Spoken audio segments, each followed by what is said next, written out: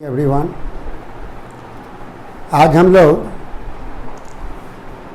जिस विषय पर चर्चा करने जा रहे हैं वह है ज्ञान मीमांसा एवं तत्व मीमांसा, इपिस्टेमोलॉजी एंड मेटाफिजिक्स। ये दोनों ही शब्द दर्शन शास्त्र के अंतर्गत जब भी आप अध्ययन करेंगे तो निश्चित रूप से ये दोनों शब्द से रूबरू आपको होना पड़ता है।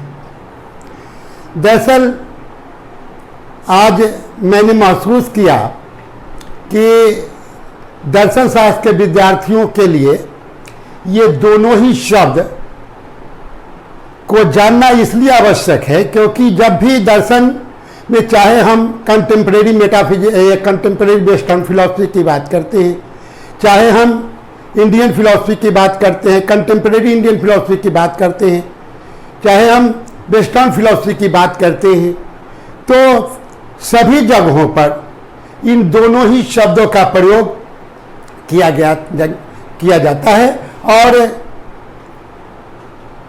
विद्यार्थियों के लिए कभी कभी इस दोनों शब्द का सही अर्थ नहीं जान पाने के कारण कठिनाइयों का सामना करना पड़ता है। इसलिए आज हम चर्चा करेंगे कि ज्ञान मीमांसा आखिर है क्या, किसे कहते हैं, और तत्व मीमांसा का क्या तात्पर्य है, किसे कहते हैं। ज्ञान और मीमांसा दो शब्द ज्ञान मीमांसा के अंतर्गत हम पाते हैं।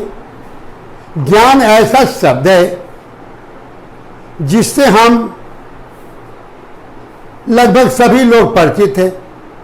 जब किसी चीज के बारे में जानकारी सही जानकारी हमें होती है तो हम कहते हैं कि इस बात का हमें ज्ञान है। मीमांसा का अर्थ होता है विश्लेषण। जैसा कि आप जानते हैं कि दर्शन शास्त्र के अंतर्गत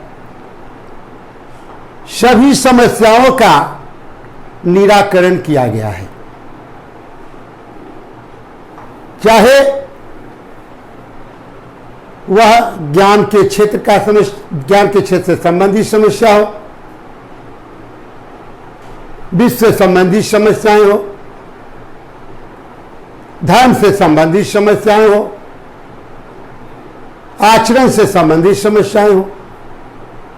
सभी समस्याओं का निराकरण दर्शन के अंतर्गत किया जाता है। इसलिए स्वाभाविक है कि ज्ञान मीमांसा के अंतर्गत आखिर हम किस बात का अध्ययन करते हैं, ज्ञान मीमांसा कहते किसे, तो आप याद रखें संक्षेप में ज्ञान से संबंधित समस्याओं का विवेचन विश्लेषण जहां किया जाता है, दर्शन के उस क्षेत्र को ज्ञान मीमांसा कहते हैं। ज्ञान से संबंधित समस्याएं आप खुद प्रश्न कर सकते हैं कि आखिर ज्ञान से संबंधित समस्याएं क्या क्या हो सकती। जैसे ज्ञान हम प्राप्त करते हैं तो ज्ञान प्राप्ति के साधन कितने हैं, कौन कौन से ज्ञान प्राप्ति के साधन है, कौन से माध्यम है जिसके द्वारा हम ज्ञान प्राप्त करते हैं। आप याद रखें कि भारतीय दर्शन में अधिकतर 6 ज्ञान प्राप्ति के साधनों को स्वीकार किया गया। ये 6 साधन है क्या, याद रखिए, ये 6 साधन है प्रत्यक्ष, अनुमान, उपमान, शब्द, अर्थापत्ति और अनुपलब्धि। अधिकतम 6 ज्ञान प्राप्ति के साधनों की चर्चा भारतीय दर्शन में की गई है। आप यह जानना चाहेंगे कि भारतीय दर्शन में कौन से दार्शनिकों ने इन 6 ज्ञान प्राप्ति के साधनों को स्वीकार किया है। आप याद रखें कि वेदांत और भट्ट मीमांसा के अंतर्गत ज्ञान प्राप्ति के 6 साधनों को स्वीकार किया गया है। इसके बाद इन 6 में से न्याय दर्शन में ज्ञान प्राप्ति के 4 साधनों को ही स्वीकार किया गया है, 2 को छोड़ दिया। न्याय दर्शन के बाद जैन दर्शन और सांख्य दर्शन, इनमें से ज्ञान प्राप्ति के केवल 3 साधनों को स्वीकार करते हैं। वैशेषिक दर्शन इनमें से 2 साधन को स्वीकार करते हैं और चार्वाक इनमें से एकमात्र प्रत्यक्ष को ही ज्ञान प्राप्ति के साधन के रूप में स्वीकार करते हैं और इनका संपूर्ण दर्शन इसी प्रत्यक्ष पर आधारित है। अब आप यह जानना चाहेंगे कि ये 6 जो ज्ञान प्राप्ति के साधन हैं, प्रत्यक्ष, अनुमान, उपमान, शब्द, अर्थापत्ति और अनुपलब्धि, ये 6 ज्ञान प्राप्ति के जो साधन हैं, इसका अर्थ क्या है?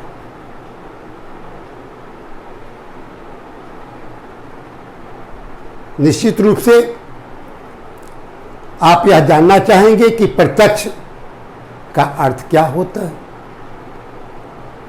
प्रत्यक्ष शब्द 2 शब्दों के योग से बना है।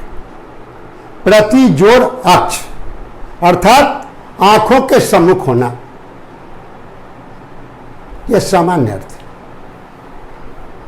सभी लोग जिसको आंख से देखते हैं उसे प्रत्यक्ष मानते हैं, लेकिन आप याद रखें कि दर्शन शास्त्र के अंतर्गत अक्ष शब्द का प्रयोग व्यापक रूप में किया गया है। यहां अक्ष यानी आंख शब्द का प्रयोग सभी ज्ञानेंद्रियों के लिए किया गया है। जैसा कि आप जानते हैं कि हमारे पास ज्ञान प्राप्त करने के 4 इंद्रिय हैं, जिसे ज्ञान इंद्रिय कहते हैं। आंख, नाक, कान, जीवा, त्वचा। आप याद रखें कि इन 5 ज्ञान इंद्रियों के अतिरिक्त एक और भी आंतरिक ज्ञान इंद्रियां हैं, जिसे हम मन कहते हैं। जैसा कि आप सभी अपने जीवन में अनुभव करते होंगे प्रत्यक्ष के संबंध में कि आंख से देखकर जिस ज्ञान को प्राप्त करते हैं उसे हम प्रत्यक्ष कहते हैं। जैसे आंख और गुलाब के फूल का संपर्क होता है और उसकी लालिमा का ज्ञान कि गुलाब का फूल लाल है, इसी प्रकार से कान और मोटर के हॉर्न के संपर्क से यह ज्ञान होना कि मोटर की आवाज आ रही है, तो यह भी प्रत्यक्ष के अंतर्गत आता है। इसी प्रकार नाक, जिसे सूंघकर भी हम ज्ञान प्राप्त करते हैं। किसी गुलाब के फूल को अपने नाक के पास लाकर यदि हम सूंघते हैं, उसके सुगंध का हमें अनुभव होता है कि इसका सुगंध बेहतर है, अच्छा है।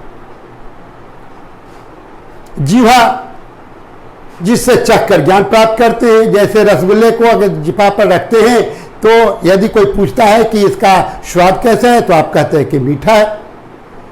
इस प्रकार से जो विभिन्न ज्ञान इंद्रियां हैं, आंख, कान, नाक, जिह्वा और त्वचा, इनके द्वारा संबंधित विषयों का संपर्क होने से जो ज्ञान की प्राप्ति होती है उसे हम ज्ञान इंद्रियां कहते हैं, और उसके द्वारा जो प्राप्त ज्ञान होता है उसे हम प्रत्यक्ष ज्ञान कहते हैं। सभी का अपना अपना क्षेत्र है।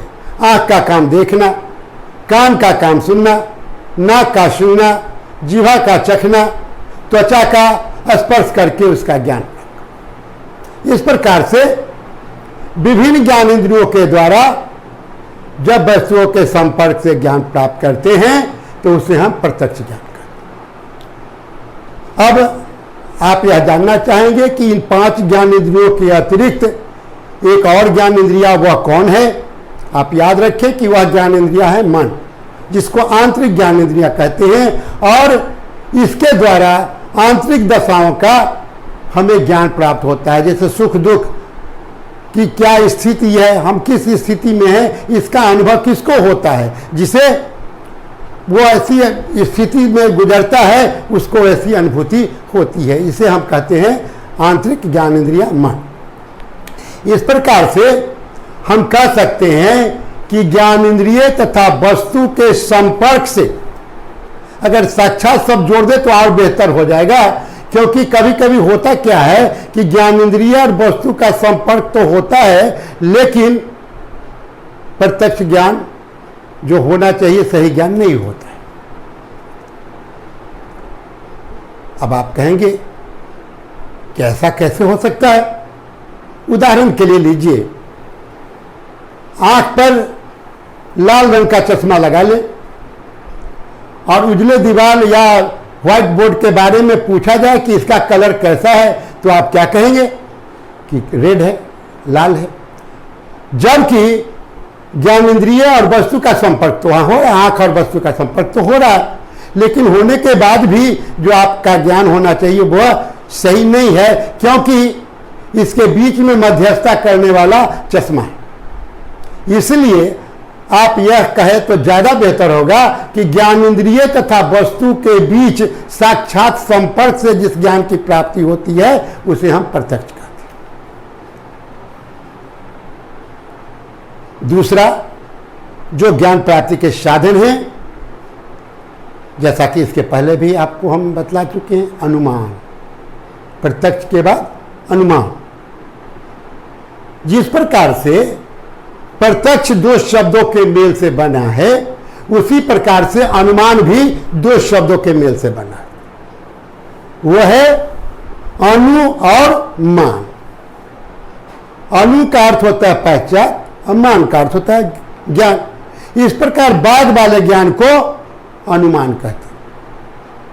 प्रश्न उठता है कि किसके बाद के ज्ञान को अनुमान कहते हैं? प्रत्यक्ष के बाद, यानी प्रत्यक्ष के आधार पर अप्रत्यक्ष के बारे में ज्ञान प्राप्त करने की क्रिया को अनुमान कहते हैं। प्रत्यक्ष के आधार पर अप्रत्यक्ष के बारे में ज्ञान प्राप्त करने की क्रिया को अनुमान कहते हैं। उदाहरण के लिए, आकाश में काले बादल को देखकर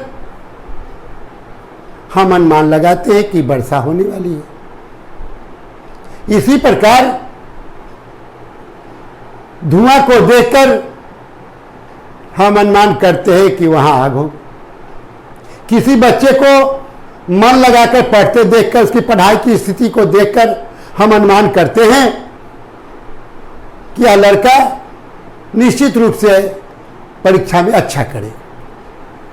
तो इस प्रकार से आपने देखा कि जिस चीज के बारे में हम ज्ञान प्राप्त करते हैं वह तो हमारे सामने नहीं होता है। हमारे सामने, उदाहरण के लिए लीजिए कि बादल को हम देखते हैं, वर्षा को नहीं देखते, लेकिन बादल को देखकर हमें ज्ञान किसका होता है? वर्षा का होता है। इसे ही हम अनुमान कहते हैं। इसी प्रकार से धुआं को देखकर अग्नि का ज्ञान, तो प्रत्यक्षीकरण तो धुआं का हो रहा है। कहीं हम देखते हैं कि बहुत ज्यादा धुआं उठ रहा है, सारे लोग कहते हैं अरे वहां आग लगी, तो प्रत्यक्षीकरण तो धुआं का होता है, लेकिन ज्ञान हमें आग का होता है। प्रत्यक्षीकरण बच्चे के पढ़ाई का होता है, उसे हम देखते हैं कि वह खूब मेहनत करके पढ़ रहा है, और ज्ञान हमें उसके रिजल्ट का होता है। तो इस प्रकार से प्रत्यक्ष के आधार पर अप्रत्यक्ष के बारे में ज्ञान प्राप्त करने की क्रिया को अनुमान कहते हैं।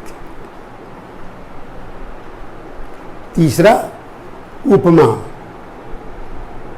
उपमान शब्द भी दो शब्दों के मेल से बना है। उप जोड़ मान, यानी उपमा के आधार पर जिस ज्ञान को प्राप्त किया जाता है उसे हम उपमान कहते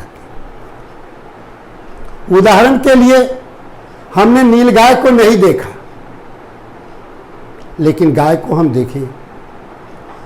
यदि कोई व्यक्ति कहता है कि नीलगाय गाय की आकृति का जानवर होता है,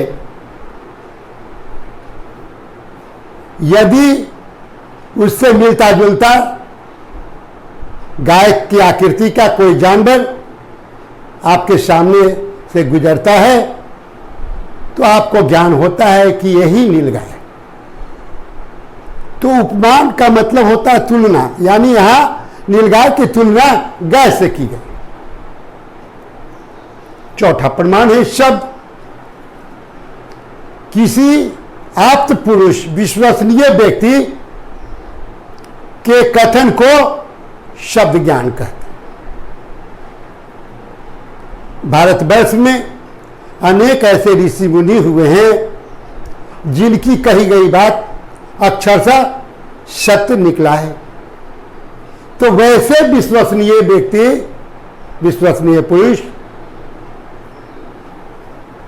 के द्वारा जिन बातों को कही गई है, जिस ज्ञान को दिया गया है, उस ज्ञान को शब्द ज्ञान कहते हैं। पांचवा जो प्रमाण है भारतीय दर्शन के अंतर्गत जिसकी चर्चा की गई है वह है अर्थापत्ति।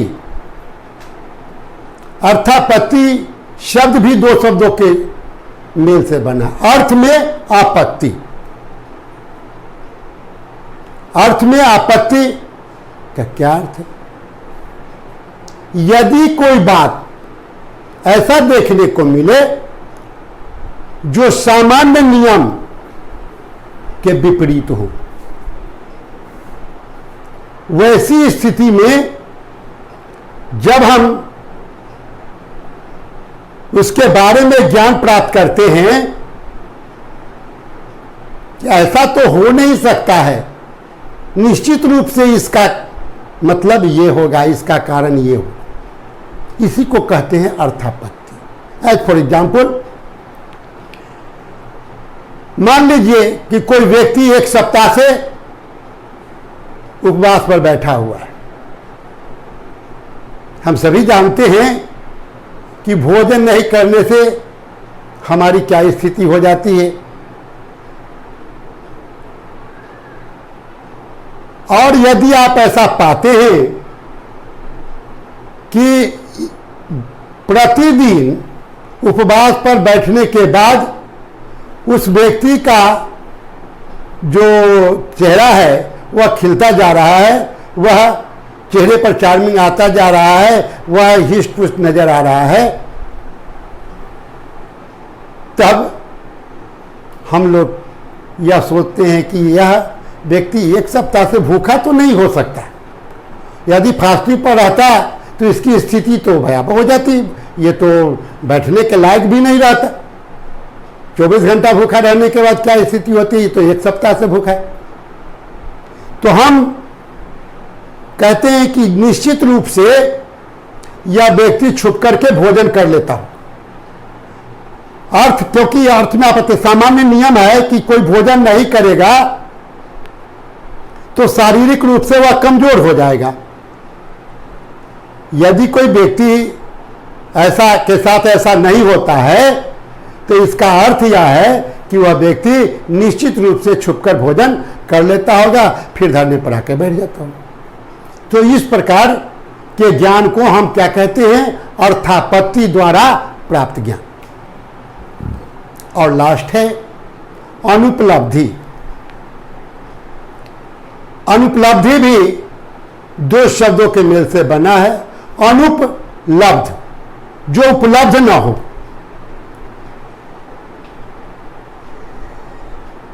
जो उपलब्ध नहीं हो उसके बारे में जो ज्ञान प्राप्त होता है उसे हम अनुपलब्धि द्वारा प्राप्त ज्ञान कहते हैं। जैसे मान लीजिए कि किसी टीचर के पास 20 लड़के प्रतिदिन पढ़ने के लिए आते हैं, उनमें से कोई खास लड़का किसी दिन अनुपस्थित है, तो उनमें से 19 लड़के के पर ध्यान उनका नहीं जाता है। वो सबसे पहले पूछते हैं कि अरे अमुक लड़का आज नहीं आया, तो जो अनुपलब्ध है उसका ज्ञान प्राप्त होना ही अनुपलब्धि के द्वारा प्राप्त ज्ञान कहलाता है। इस प्रकार संपूर्ण भारतीय दर्शन में आप याद रखें कि अधिकतम 6 ज्ञान प्राप्ति के साधनों को स्वीकार किया गया है और ये 6 साधन हैं जिनकी चर्चा हमने अभी की। क्योंकि ज्ञान मीमांसा के अंतर्गत ज्ञान से संबंधित समस्याओं में यह समस्या भी काफी महत्वपूर्ण है कि हम ज्ञान जो प्राप्त करते हैं वह किसके माध्यम से ज्ञान प्राप्त करते हैं। ज्ञान प्राप्ति का मीडिया क्या है, माध्यम क्या है। तो दर्शन के अंतर्गत तो सभी समस्याओं का निराकरण किया गया है, इसलिए भारतीय दार्शनिकों ने इस समस्या पर प्रकाश डाला है और ज्ञान प्राप्ति के 6 साधनों को स्वीकार करते हुए बतलाया है, उस पर प्रकाश डाला है। ज्ञान मीमांसा से संबंधित दूसरा प्रश्न है कि ज्ञान की उत्पत्ति कैसे होती है।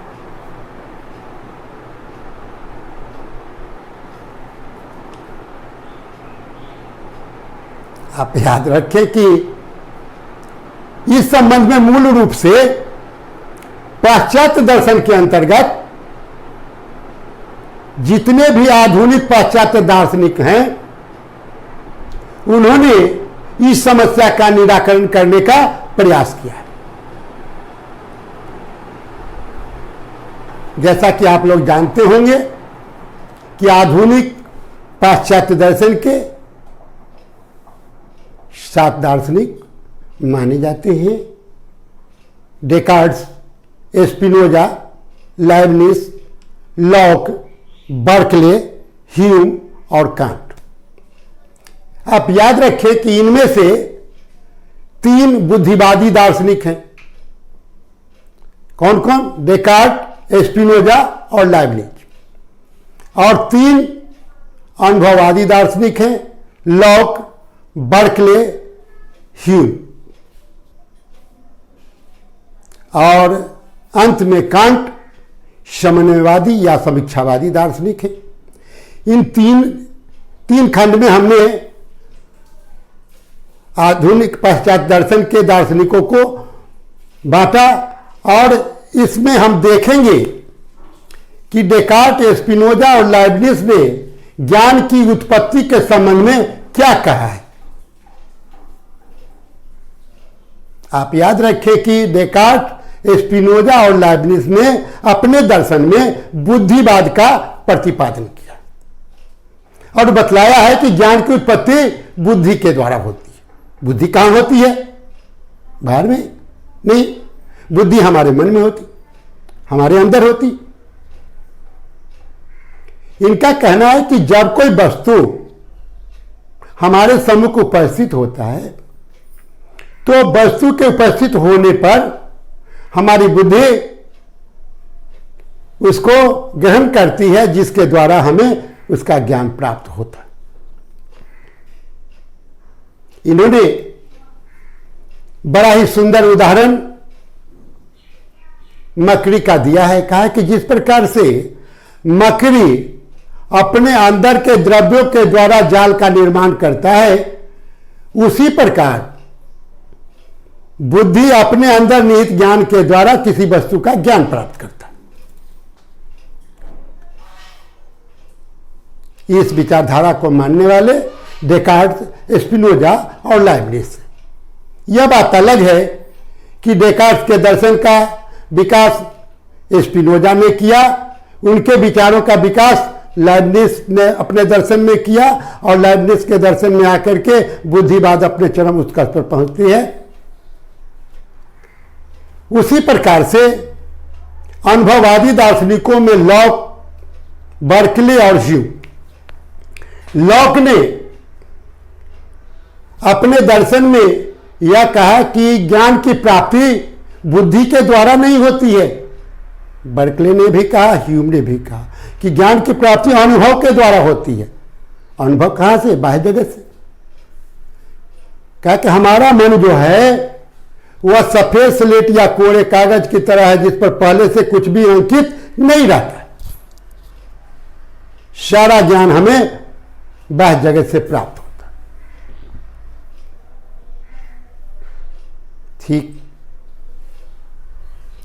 उसी तरह जिस प्रकार बुद्धिवादी दार्शनिकों में हमने देखा कि डेकार्ट के विचारों का विकास स्पिनोजा ने किया, स्पिनोजा के विचारों का विकास लाइबनिज ने किया, उसी प्रकार से लॉक के दर्शन में जो अनुभववादी विचार था उसका बर्कले ने विकास किया और बर्कले के बाद ह्यूम के दर्शन में आकर के अनुभववाद अपने चरम स्तर पर पहुंच।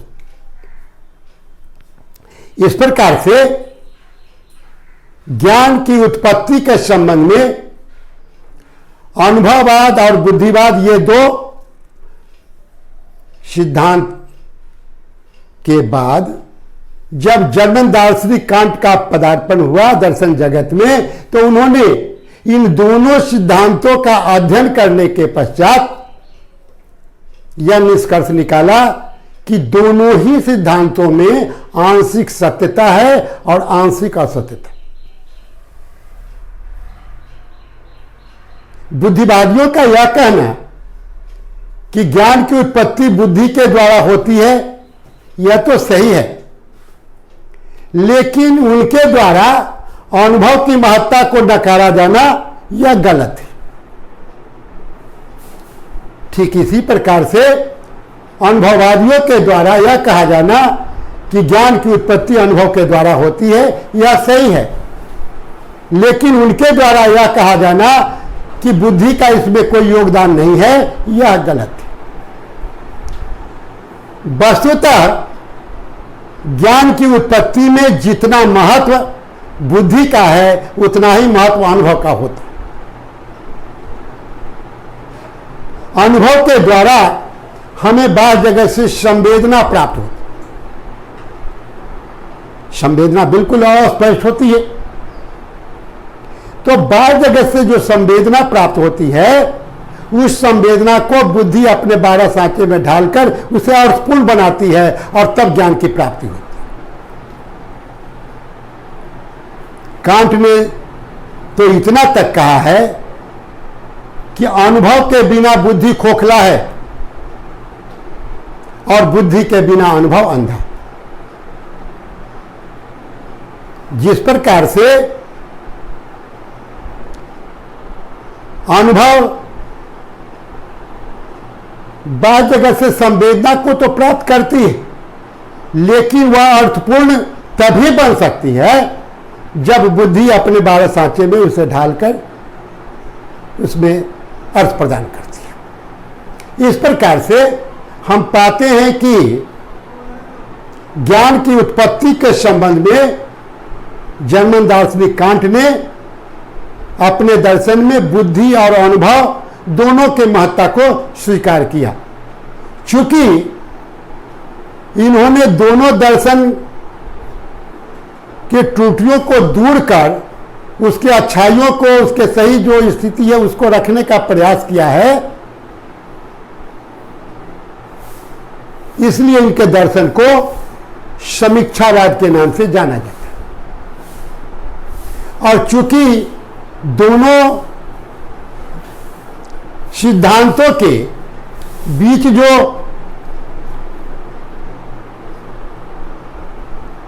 एक दूसरे का विरोध था,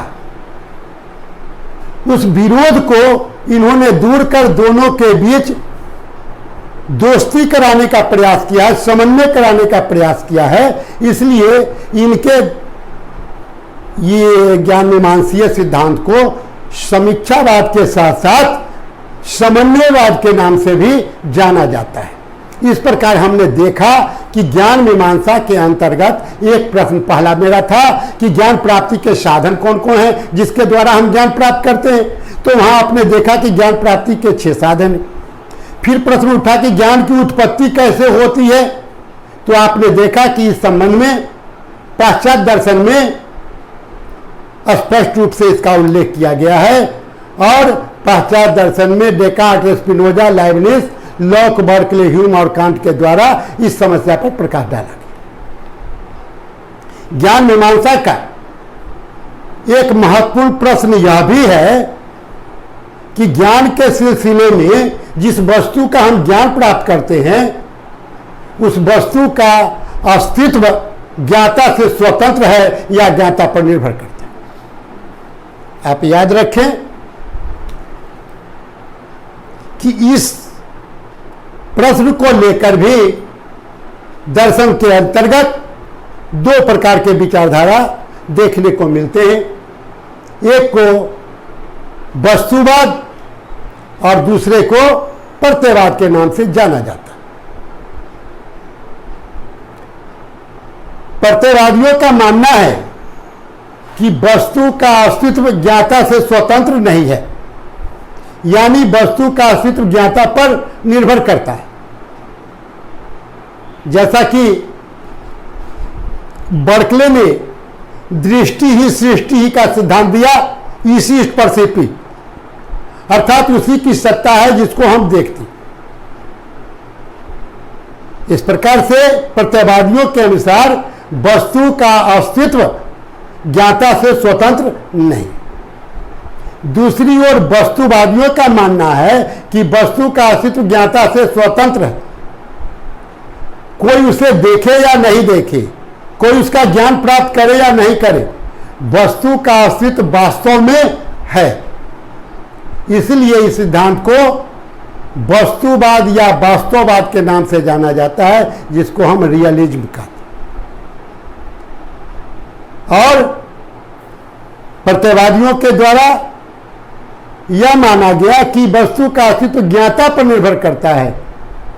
इस विचारधारा को आइडियलिज्म के नाम से जाना जाता है। इस प्रकार से हमने देखा कि ज्ञान मीमांसा के अंतर्गत ज्ञान से संबंधित जो समस्याएं थी उन सभी समस्याओं पर प्रकाश डाला गया है और यह बतलाने का प्रयास किया गया है कि ज्ञान से संबंधित जो भी समस्याएं हैं उन समस्याओं का अध्ययन इस ज्ञान मीमांसा के अंतर्गत किया जा सकता है।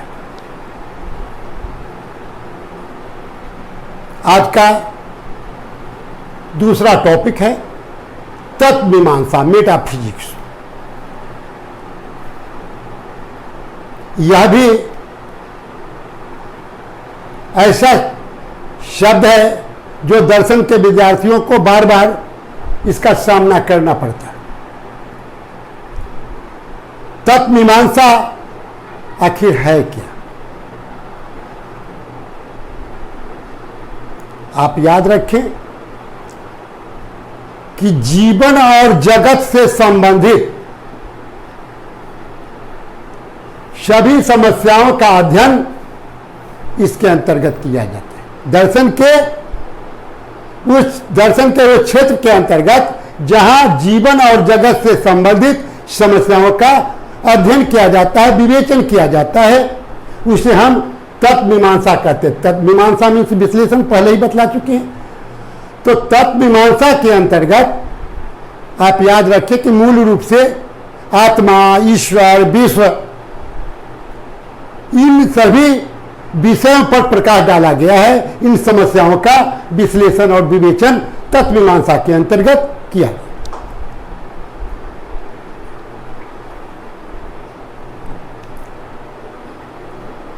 अब आप यह जानना चाहेंगे कि यह समस्या जो जीवन और जगत से संबंधित है उसका निराकरण तत्व मीमांसा के अंतर्गत कैसे किया गया।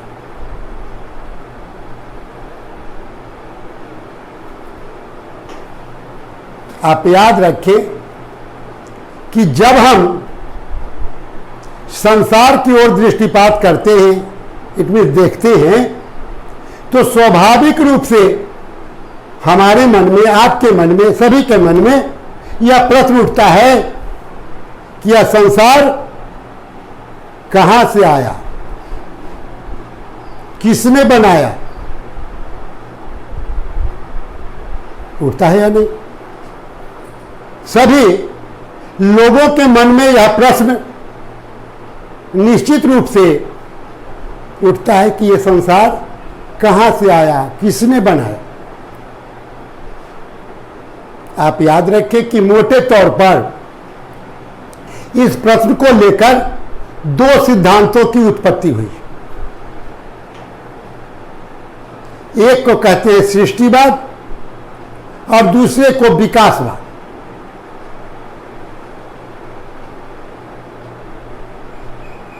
सृष्टिवाद मूल रूप से धर्मशास्त्रियों द्वारा समर्थित सिद्धांत है, जिसके अनुसार इस संसार की रचना, इस संसार की सृष्टि ईश्वर के द्वारा की गई।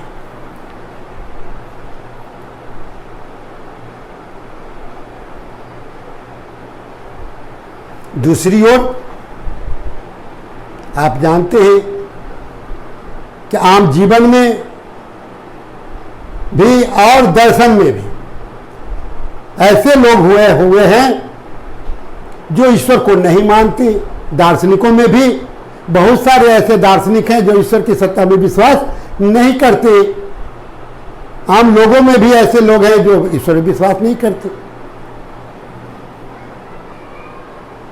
तो वैसे दार्शनिक जो ईश्वर की सत्ता में विश्वास नहीं करते हैं, वह विकासवाद का समर्थन करते हैं। विकासवाद, आप जानना चाहेंगे कि विकासवाद का मतलब क्या है।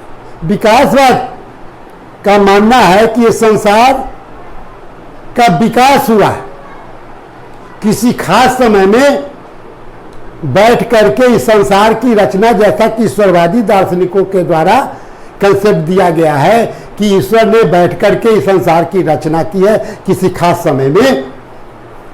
इस कंसेप्ट को ईश्वरवादी नहीं मानते। उनका मानना है कि इस संसार का विकास हुआ है धीरे धीरे। आगे आप लोग पढ़ेंगे विस्तार में, तो इस संबंध में भी डार्विन का विचार और बर्सन का विचार, विकासवाद कहते हैं भारतीय दर्शन में, सांख्य दर्शन का विचार, सभी के विचारों में अंतर है। यद्यपि कि सभी के सभी यह मानते हैं कि विश्व का विकास हुआ है। उदाहरण के लिए डार्विन के विकासवाद को जैविकीय विकासवाद की संज्ञा दी गई। जैविकीय मतलब चेतना, जीव। इनका मानना है कि जगत का जो मूल तत्व है वह चेतना है और चेतना से जगत का विकास हुआ है। यानी सरल से जटिल की ओर धीरे धीरे। वही बर्सन भी यह मानते हैं कि जगत का मूल तत्व जो है वह चेतना है, लेकिन उनका मानना है कि विश्व का जो विकास हुआ है वह सरल से जटिल की ओर नहीं, बल्कि जटिल से सरल की ओर। जिस प्रकार से एक रॉकेट के विस्फोट होने से असंख्य चिंगारियां निकलती है, उसी प्रकार से यह जो ये परम सत्ता है वह उसके द्वारा यह संसार की रचना हुई है, चेतना के द्वारा। परम तत्व के रूप में चाहे वह डार्विन हो चाहे बर्सन हो, चेतना को मानते। वही भारतीय दर्शन में सांख्य दर्शन के अंतर्गत विकासवाद की विशद व्याख्या की गई है और उन्होंने कहा कि विश्व का विकास, क्योंकि वह भी निरीश्वरवादी दर्शन है, उन्होंने कहा कि विश्व का विकास दो तत्वों के द्वारा हुआ है, प्रकृति और पुरुष। पुरुष सांख्य दर्शन में आत्मा को कहा गया है, आत्मा मतलब चेतना, और प्रकृति कहा कि ये दोनों के संपर्क से विश्व का विकास होता है। इस प्रकार से यह द्वैतवाद का समर्थन करते हैं। चाहे जो भी हो, डार्विन हो, बर्सन हो, सांख्य हो या अन्य कोई भी दार्शनिक हो, उन्होंने भले ही अलग अलग ढंग से इस बात की चर्चा की है, अपने ढंग से व्याख्या की है, लेकिन सभी जितने भी निरीश्वरवादी दार्शनिक हैं जिन्होंने विकासवाद का समर्थन किया है, उनका मानना है कि विश्व का विकास हुआ है, इसकी सृष्टि नहीं। पुनः प्रश्न उठता है कि यदि जगत की सृष्टि हुई है, जैसा कि ईश्वरवादियों का मानना है, तो जगत और ईश्वर के बीच किस प्रकार का संबंध है? Relation between God and world. आप याद रखें कि इस संबंध में, इस प्रश्न को लेकर भी दर्शन के अंतर्गत अलग अलग मत है। पहला मत को हम लोग केवलो निमित्तेश्वरवाद के नाम से जानते हैं। इसे ही तटस्थ ईश्वरवाद भी कहते हैं। इनका मानना है कि संसार की रचना ईश्वर के द्वारा की गई है और ईश्वर इस संसार की रचना करने के बाद इससे अलग हो जाता है और यह संसार अपने आप चलते रहते। इन्होंने उदाहरण घड़ीसाज का दिया, कहा कि जिस प्रकार से घड़ीसाज घड़ी का निर्माण करके और उसके बाद उससे अलग हो जाता है और घड़ी अपने आप चलते रहती, उसी प्रकार से ईश्वर इस विश्व का केवल निर्माता है। निर्माण करने के बाद वह इससे अलग हो जाता है और यह संसार, विश्व की प्रक्रिया जो है अपने आप चलते रहती। दूसरा जो विचारधारा है वह है केवलो उपादानेश्वरवाद, जिसको सर्वेश्वरवाद के नाम से भी जाना जाता है। इनका मानना है कि ईश्वर इस संसार से अलग नहीं है, बल्कि इस संसार में ही ईश्वर है। स्पिनोजा ने अपने सर्वेश्वरवाद के अंतर्गत कहा कि the world is God and God is world. प्रकृति ही ईश्वर है और ईश्वर ही प्रकृति है। इस प्रकार से यह विचारधारा सर्वेश्वर, सर्व, जो ईश्वर सब कुछ में ईश्वर को मानता है और ईश्वर को इससे अलग नहीं मानता है, बल्कि संसार में ही व्याप्त मानता है। इसलिए इस विचारधारा को सर्वेश्वरवाद या केवल उपादानेश्वर, केवल उपादान कारण है, निमित्त कारण नहीं है, ऐसा मानता। तीसरा है निमित्तोपादानेश्वरवाद, जिसको पर सर्वेश्वरवाद भी कहा जाता है। इनका मानना है कि ईश्वर विश्व का निमित्त कारण भी है और उपादान कारण भी है। वह विश्व की रचना भी करता है और जिस वस्तु से उसकी रचना करता है वह कोई बाह्य वस्तु नहीं है, बल्कि वह अपने अंदर से विश्व की रचना करता है। इस प्रकार से यह जो विचारधारा है वह मानता है कि ईश्वर इस संसार का निर्माता भी है और जिस वस्तु से इसका निर्माण करता है वह भी ईश्वर है। अन्यत्र अलग से किसी वस्तु को लाकर वह विश्व का निर्माण नहीं करता। इस विचारधारा को हम क्या कहते हैं? पर सर्वेश्वरवाद या निमित्तो उपादानेश्वर। निमित्त जोड़ उपादान, जो ईश्वर, जो निमित्त भी मानता है, उपादान भी मानता है ईश्वर को, वह विचारधारा जो ईश्वर को जगत का निमित्त कारण और उपादान कारण दोनों ही मानता है, उस विचारधारा को निमित्तोपादानेश्वरवाद कहते हैं। और वह विचारधारा जो जगत को केवल विश्व का निमित्त कारण मानता है, उसको हम क्या कहते हैं? केवलो निमित्तेश्वरवाद, सिर्फ निमित्त कारण, उपादान कारण नहीं है। इसी प्रकार केवल उपादानेश्वरवाद का यह मानना है कि ईश्वर जगत का केवल उपादान कारण। इस प्रकार से तीन प्रकार का विचार हमने देखा कि ईश्वर को मानने के पश्चात जब यह प्रश्न उठा कि ईश्वर और जगत के बीच किस प्रकार का संबंध है, तो दार्शनिकों ने इस संबंध में अपना अपना विचार दिया और तीन प्रकार का विचार हम लोग के सामने देखने को मिला, जिसकी चर्चा हमने आपके सामने की। अब एक प्रश्न और आपके सामने उपस्थित होता है, वह है विकासवाद के संबंध। विकासवाद, जैसा कि अभी आपने देखा कि इसका मानना है कि विश्व की रचना नहीं हुई, सृष्टि नहीं हुई है, कालक्रम में बैठ करके ईश्वर ने इसे नहीं बनाया है, बल्कि इसका विकास हुआ है। तो प्रश्न उठता है कि यदि विश्व का विकास हुआ है तो विश्व का मूल तत्व क्या है? वह कौन सा तत्व है, वह कौन सा अल्टीमेट रियलिटी है जिसके द्वारा विश्व का विकास हुआ है? इस संबंध में आप याद रखें, कई सिद्धांतों की चर्चा दर्शन के अंतर्गत की गई है। पहला है प्रत्ययवाद। प्रत्ययवादियों का कहना है कि विश्व का विकास चेतना के द्वारा हुई है, जैसा कि अभी आपको डार्विन का उदाहरण दिए थे कुछ देर पहले, और इसी से जगत का विकास हुआ। जगत का मूल तत्व चेतना है। जड़ पदार्थ की उत्पत्ति चेतना से ही हुई है। दूसरे विचारधारा को हम भौतिकवाद के नाम से जानते हैं। इस सिद्धांत का मानना है कि जगत का मूल तत्व जड़ पदार्थ है और जड़ से ही चेतना की उत्पत्ति हुई।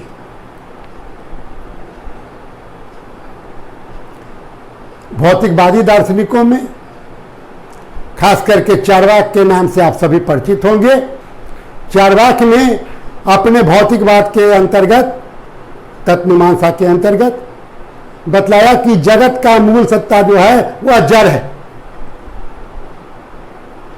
जब उनके सामने यह प्रश्न आया कि अगर जगत का मूल तत्व जड़ पदार्थ है तो संसार में जो चेतना का एग्जिस्टेंस है, अस्तित्व है, वह कहां से आए?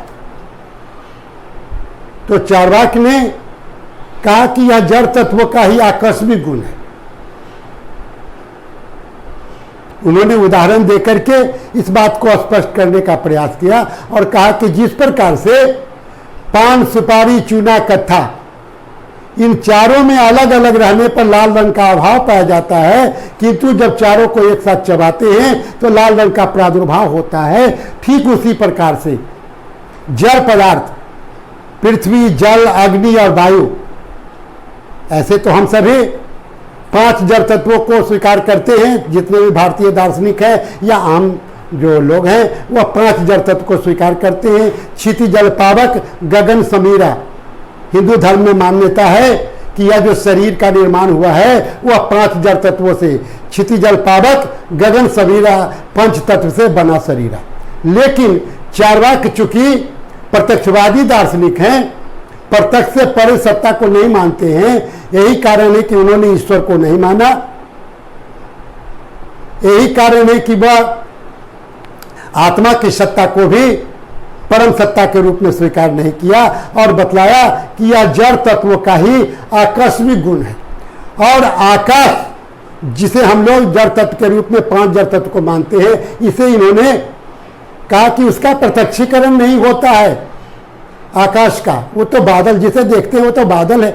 चूंकि आकाश का प्रत्यक्षीकरण नहीं होता है, इसलिए चार्वाक ने आकाश को भी विश्व का जो 5 जड़ तत्व है उसमें से एक को नहीं मानता है, केवल 4 जड़ तत्व को ही स्वीकार करता है। इसलिए इनका मानना है कि पृथ्वी, जल, अग्नि और वायु, यह चारों जब अलग अलग रहते हैं तो इसमें चेतना का अभाव पाया जाता है, किंतु जब इन चारों के संयोग से शरीर का निर्माण होता है तो उसी क्रम में चेतना का प्रादुर्भाव होता है, या जड़ तत्वों का आकस्मिक गुण। इस प्रकार से आपने देखा कि भौतिकवादी दार्शनिकों ने जगत का मूल तत्व जड़ को माना है।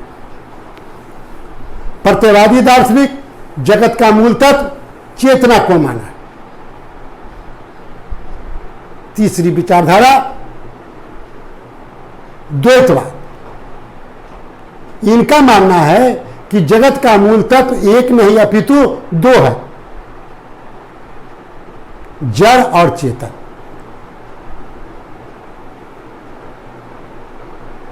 जैसा कि इस संबंध में भी एक झलक अभी आप लोग को बतलाए होंगे सांख्य का विकासवाद। तो सांख्य दर्शन में आपने देखा कि प्रकृति और पुरुष, जड़ और चेतन, दोनों को विश्व का विकास के लिए मानते हैं कि यही दोनों मूल तत्व है। यह अकेला न तो प्रकृति विश्व का विकास कर सकती है और न ही पुरुष विश्व का विकास कर सकती है। जब पुरुष और प्रकृति का संपर्क होता है तो विश्व प्रक्रिया प्रारंभ होती है। इन्होंने बड़ा ही सुंदर उदाहरण दे करके इस तथ्य को स्पष्ट किया कि जिस प्रकार से जलते गांव से भाग निकलने में अंधा और लंगड़ा परस्पर सहयोग से इस कार्य में सफल हो पाते हैं। अंधा को दिखाई नहीं देता है, लंगड़ा चल नहीं सकता है। जब तो अकेले अगर दोनों अलग अलग रहता तो क्या होता कि दोनों जलते गांव से निकलने में सफल नहीं हो पाता, लेकिन दोनों के एक दूसरे के सहयोग से जलते गांव से भाग निकलने में सफल हो जाते हैं। वह जो अंधा है, पैर उसके पास है, उसके कंधे पर जिसके पास आँख है वह चढ़ जाता है और वह उसे रास्ता दिखलाता है और दोनों जलते गांव से भाग निकलते हैं। उसी प्रकार से अंधी प्रकृति और लंगड़ा पुरुष ये दोनों एक दूसरे के सहयोग से विश्व प्रक्रिया प्रारंभ करते हैं और विश्व का विकास होता है। और आप सांख्य दर्शन में इसकी विशद व्याख्या फिर जब अगले क्लास होगा तो मैं बतलाऊंगा कि जड़ तत्व और सूक्ष्म से लेकर के स्थूल पदार्थ की किस प्रकार से यह संसार का विकास हुआ है, यहाँ जो पंच महाभूत की उत्पत्ति कैसे हुई है, कहाँ से यह प्रकृति और पुरुष के द्वारा स्थूल से सूक्ष्म सभी प्रकार के जो पदार्थ हैं उनकी उत्पत्ति हुई है, विकास हुआ है, इसकी चर्चा सांख्य दर्शन के अंतर्गत किया गया। क्योंकि सांख्य दर्शन निरीश्वरवादी होने के कारण विकासवाद का समर्थन करता है और द्वैतवादी होने के कारण विकास के संदर्भ में प्रकृति और पुरुष यानी जड़ और चेतन दोनों के सत्ता को स्वीकार करते।